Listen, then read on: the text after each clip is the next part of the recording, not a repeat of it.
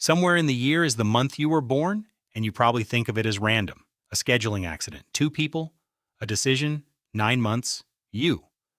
But when demographers plot every birth in a country across a calendar year, the line isn't flat, it has a hump. And here's the part I didn't expect. Where that hump sits depends on how far north you live. In American data, northern states peak in spring and early summer, southern states peak in autumn, and the same latitude gradient shows up across the northern hemisphere. The further south you go, the bigger the swing gets, by more than double. So your birthday isn't entirely random. Some fraction of it comes down to the tilt of the planet at the spot your parents happen to be standing. Here's the thing. We never fully escape the mating season. We turn the volume down slowly enough that almost nobody knows the sound was ever there. And I want to know what happens if we turn it back up. 1 month a year, 11 months of nothing. Because the answer gets stranger than the obvious jokes about crowded hospitals, and it lands somewhere I wasn't expecting, on the question of why your parents stayed in the same house at all. Although, before I oversell this, let me undercut myself. Some of that seasonal bump isn't biology, it's just culture. A lot of Western countries have shown a September birth spike that lines up neatly with conceptions around Christmas and New Year, holidays, time off, alcohol. That's a calendar effect, not a hormonal one, and in Sweden that particular spike has actually faded over the last 30 years. Researchers still argue about how much of birth seasonality is behavior and how much is physiology, and the honest answer is that nobody has fully separated the two. But the physiological part is real, and it doesn't run on temperature or food. It runs on light. Across the animal kingdom, the standard trigger for seasonal breeding is day length, detected and converted into a melatonin signal that tells the reproductive system when to switch on and when to shut down. And when it shuts down, it genuinely shuts down. In seasonally breeding birds, testis weight can change by more than 100-fold across a single year. The animal dismantles its own reproductive hardware and rebuilds it every spring. You're running a much quieter version of that same equipment. Your melatonin still climbs with long nights. Male fertility is measurably heat-sensitive, which is part of why conception rates sag in hot months. And there's recent work suggesting that as summers heat up, conception peaks at high latitudes have been sliding out of summer and into autumn. The system isn't gone. It's just outvoted. Outvoted by what, though? Mostly by us, and fairly recently. For most of recorded history, the swing was much larger than it is now. Swedish records go back far enough to watch it happen. Births leaned hard towards spring through most of the 20th century, and then that seasonal variation collapsed to almost nothing within a few decades. Electric light, heated rooms, food arriving in February, regardless of what the fields are doing. We didn't reason our way out of the season, we just built an environment where it stopped mattering. So what would it take to put it back? More than people assume, because a real mating season isn't romantic, it's expensive. A red deer stag in rut essentially stops eating and stops resting, and measured average body mass loss lands around 20%, which arrives right before winter, the worst possible moment to be depleted. Plenty of them don't survive it, and most seasonal mammals broadcast the fertile window loudly. Humans do the opposite, which is one of the genuinely strange things about our species. Ovulation is concealed. There's no reliable external signal, and frequently not even an internal one.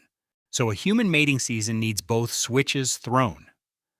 The signal returns, and desire compresses into a window. Try to actually picture the other 11 months, because that's the part people skip. Not restraint, not discipline, just absence. Looking across the kitchen at the person you've built a life with, some ordinary afternoon in March, and feeling nothing romantic whatsoever, and knowing calmly that it comes back in October. The practical consequences show up fast, and two of them are worse than they sound. The first is capacity. One mating season means one birth season, so nearly every human alive shares a birthday inside the same few weeks. A maternity system built for a steady trickle would need something like 12 times the beds for 1 month, then sit empty for the rest of the year. Every year. Permanently. The second is stranger. Every school becomes a single cohort with nothing ahead of it and nothing behind, which quietly deletes one of the most reliably unfair patterns in modern childhood. It's called the relative age effect, where kids born early in the school year end up overrepresented in elite sport and top academic streams for no reason except that they were a few months bigger at 7 years old. In a mating season world, nobody is older than anybody, and that unfairness simply doesn't exist, which I'll admit made me briefly wonder whether that version of humanity might be better off. Then you get to the part that actually matters. And before I tell you, answer it yourself. If desire only arrived 1 month a year, what would keep 2 people together for the other 11? There's a long-running argument in evolutionary biology about why human ovulation is hidden in the first place, and I want to be clear that it is an argument, not a settled fact. One hypothesis, associated with Alexander and Noonan, says that concealing ovulation made it impossible for a male to identify the moment that mattered, so the strategy that paid off was staying repeatedly over time. Staying can become provisioning. Provisioning can become paternal investment, and paternal investment helps pay for a childhood that runs well over a decade while the brain finishes assembling itself. The competing hypothesis says close to the opposite, that concealed ovulation evolved to confuse paternity so no male could be certain a given infant wasn't his, which lowers the risk of infanticide.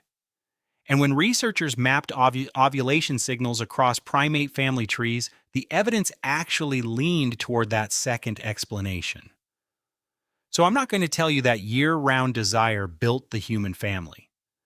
What I'll say is that some researchers think it's a load-bearing wall, and if they're even partly right, then removing it doesn't just rearrange our birthdays.